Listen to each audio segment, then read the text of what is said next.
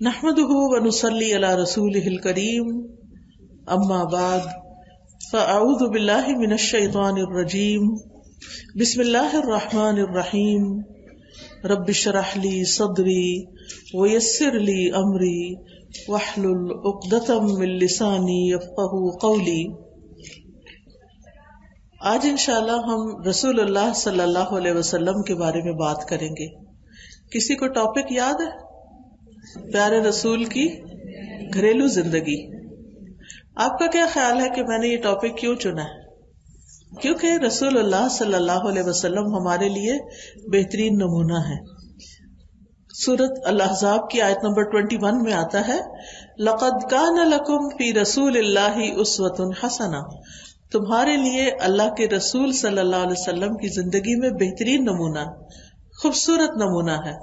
اسوہ حسنہ، حسنہ کہتے ہیں اچھا، خوبصورت۔ لیکن اس نمونے کو اختیار کون کرتا ہے؟ یہ نمونہ کون اپناتا ہے؟ ویسی زندگی کون گزارنا چاہتا ہے؟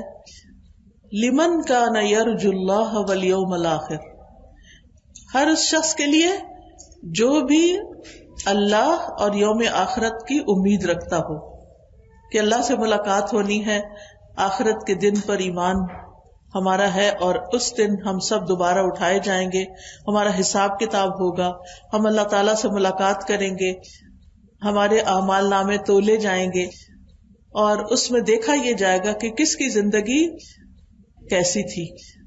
تو آج ہمارے پاس وقت ہے کہ ہم اپنی زندگیوں کو رسول اللہ صلی اللہ علیہ وسلم کی سنت کے مطابق ڈھال لیں، کیونکہ وہ ہمارے لیے کرائیٹیرین ہے، ہمارے لیے ایک نمونہ ہے کہ اس کے مطابق تم نے بننا ہے۔ آپ جانتے ہیں کہ اللہ کے رسول صلی اللہ علیہ وسلم اللہ تعالیٰ کے محبوب ہیں۔ اس کا کیا مطلب ہوتا ہے؟ کہ وہ اللہ تعالیٰ کو بہت پیارے ہیں، بہت محبوب ہیں، بہت بلاوڈ ہیں آپ اللہ تعالیٰ کے۔ تو وہ ہمارے بھی بلاوڈ ہونے چاہیے۔ جس چیز سے اللہ تعالیٰ محبت کرتے ہیں ہمیں کیا کرنا چاہیے؟ ہمیں اسی چیز سے محبت کرنی چاہیے۔ اور رسول اللہ صلی اللہ علیہ وسلم کی محبت ہمارے ایمان کا حصہ ہے۔ اس کے بغیر ہمارا ایمان ہی مکمل نہیں۔ اگر ہم رسول اللہ صلی اللہ علیہ وسلم سے محبت نہیں کرتے تو جس سے انسان محبت کرتا ہے پھر کیا چاہتا ہے اس کے لیے؟ اس جیسا بن جائے، اس کی پسند کا بن جائے۔ تو اگر ہم اللہ کے رسول صلی اللہ علیہ وسلم سے محبت کرتے ہیں تو پھر ہمیں آپ کی پسند کے مطابق آپ جیسا بننا چاہیے۔ یعنی ہم نعوذ باللہ رسول نہیں بن سکتے، لیکن آپ کے طور طریقے، آپ کے اخلاق، آپ کے آداب، آپ کے مینرز، آپ کا جو لائف سٹائل تھا، جتنا زیادہ ہم اس کے قریب ہو سکیں اتنا ہی اچھا ہے۔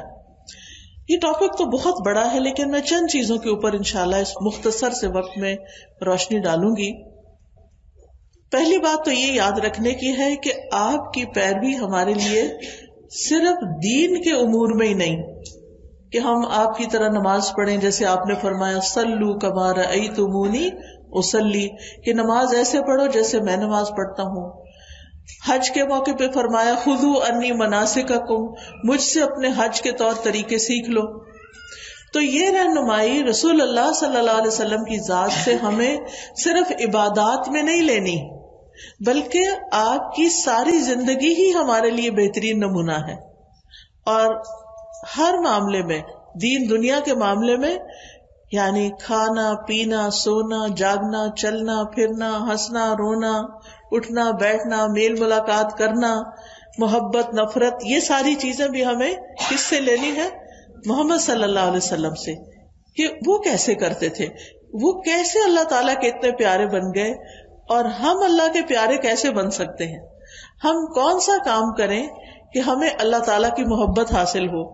اس کا طریقہ ہمیں اللہ سبحانہ و تعالیٰ نے قرآن مجید میں بتا دیا۔ اللہ تعالیٰ فرماتے ہیں قل ان کنتم تحبون اللہ فاتبعونی یحببکم اللہ ویغفر لکم ذنوبکم، کہہ دیجیے اگر تم اللہ سے محبت کرتے ہو تو پھر تم کیا کرو؟ میری پیروی کرو، یعنی محمد صلی اللہ علیہ وسلم کو فالو کرو، تمہیں کیا ملے گا؟ یحببکم اللہ، اللہ تم سے محبت کرے گا. وہ انسان کتنا خوش قسمت ہے جس سے اللہ تعالیٰ محبت کرتا ہو. اگر کوئی آ کر آپ کو یہ بتا دے کہ اللہ تعالیٰ آپ سے محبت کرتے ہیں، آپ کا کیا حال ہوگا؟ ہمیں تو کوئی یہ بتا دے کہ کوئی انسان ہم سے محبت کرتا ہے تو ہم تو اسی پہ خوش ہو جاتے ہیں.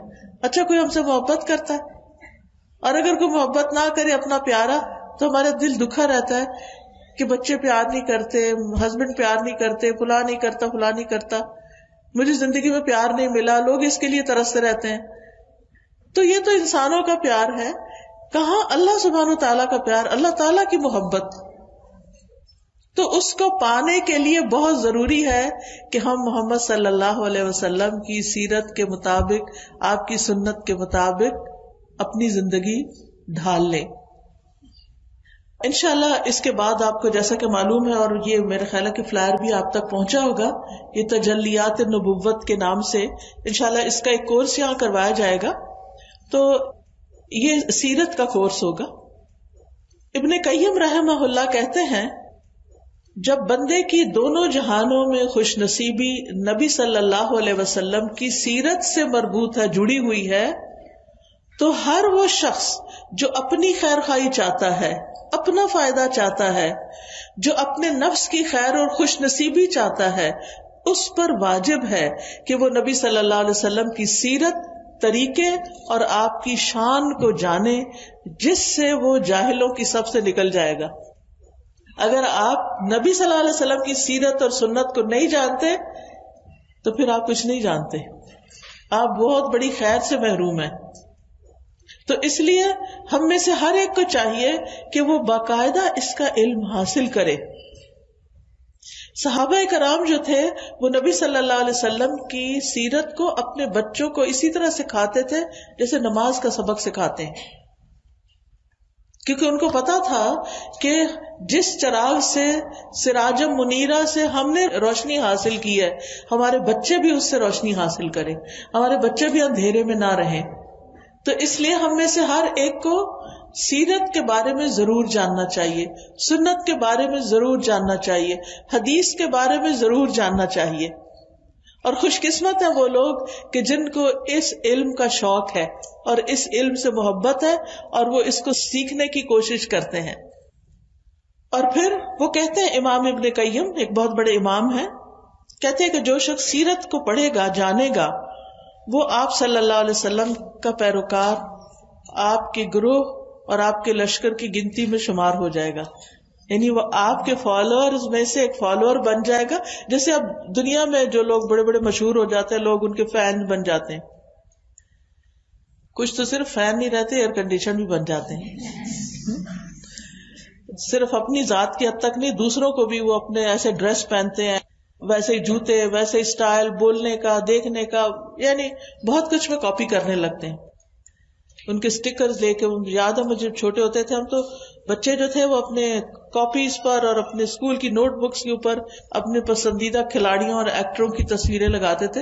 اور جب سٹیکر نہیں ہوتے تھے، میں نے اس سے پہلے کا زمانہ بھی دیکھا ہوا، تو لوگ اخباروں سے کاٹ کاٹ کے تصویریں، شاید آپ نے بھی، وہ آپ میں سے کچھ لوگوں نے دور دیکھا، اخباروں میں سے تصویریں کاٹ کاٹ کے اور اپنی کاپیز کے اوپر گوند سے لگاتے تھے. اور جب گوند بھی نہیں ہوتی تھی تو گھر میں لیوی بنتی تھی. کسی نے دیکھی ہوئی لیوی؟ ماشاءاللہ آپ لوگ جانتے ہیں، میدے کے ساتھ پانی میں پکا کے تو گھر میں لیوی بنا کے تو وہ اس سے چپکاتے تھے. مجھے اچھی طرح یاد ہے کہ میں اس وقت بہت چھوٹی تھی، تو ذوالفقار علی بھٹو اس وقت وہ تھے وزیر خارجہ تھے شاید، تو ان کے اکثر بیان آتے تھے اور اخبار میں طرح طرح کی تصویریں آتی تھی. پتہ نہیں مجھے کیا کریز ہوا تو میں نے وہ کاٹ کاٹ کے لگانی شروع کر دی. کچھ پتہ نہیں، کچھ خبر نہیں کون ہے کیا ہے، لیکن وہ جسے ہر کوئی باتیں کر رہا ہوتا ہے تو انسان، بچے بھی انسپائر ہو جاتے ہیں اور پھر وہ وہی کچھ کرنے لگ جاتے ہیں. تو بہرحال ہر انسان کے دل میں یہ ایک کمزوری ہے، ایک خواہش ہوتی ہے کہ وہ کسی کو پسند کرے اور پھر اس کی طرح کے کام بھی کرے یا اس کو چاہے. یہ کسی کو چاہنے کی جو خواہش ہے نا، یہ اللہ نے ہمارے دل کے اندر رکھ دی ہے. تو جب انسان اللہ سے محبت کرنے لگتا ہے تو جب جا کے یہ چاہت کو سکون آتا ہے.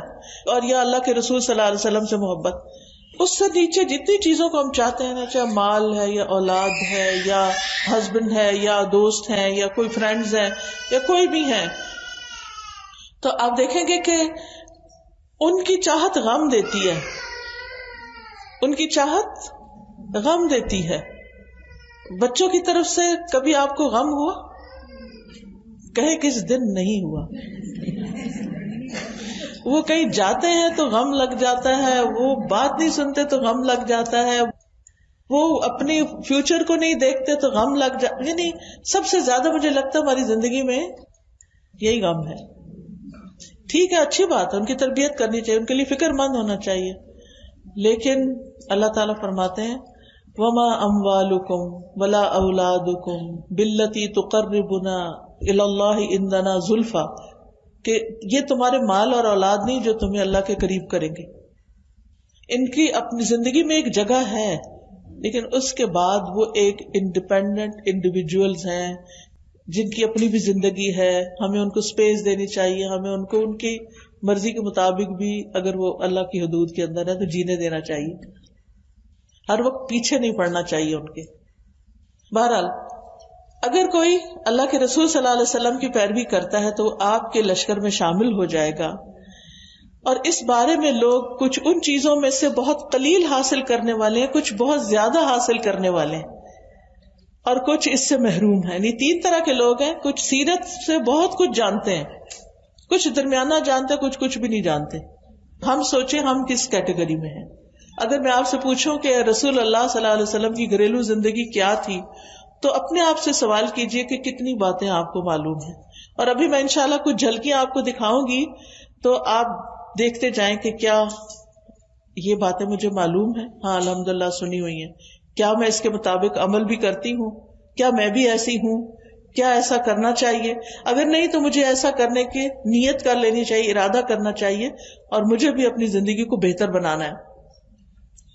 وہ کہتے ہیں امام ابن قیم، بس فضل اور مہربانی اللہ کے ہاتھ میں ہے، اپنے بندوں میں سے جس کو چاہتا ہے عطا کر دیتا ہے، اور وہ بڑے فضل والا ہے. یعنی یہ علم کیا ہے؟ اللہ کی مہربانی ہے، اللہ کا فضل ہے، جس کو چاہتا ہے عطا کرتا ہے. تو ہمیں اللہ تعالیٰ کا فضل مانگتے رہنا چاہیے. اللہم انی اسألک من فضلک ورحمتک فإنہ لا یملکها الا انت. اے اللہ میں تجھ سے تیرے فضل اور رحمت کا سوال کرتی ہوں جس کا مالک بس تو خود ہی ہے. یہ فضل بھی تیرے ہاتھ میں ہے اور یہ رحمت بھی تیرے پاس ہے، جس کو تو چاہے دے سکتا ہے. تو اللہ تعالیٰ ہم سب کو عطا کر دے، اور اس علم کا ایک بڑا حصہ ہمیں عطا کرے، اور ہماری زندگیاں اس کے مطابق ڈھل کے دنیا میں بھی خیر پائیں اور آخرت میں بھی کامیابی.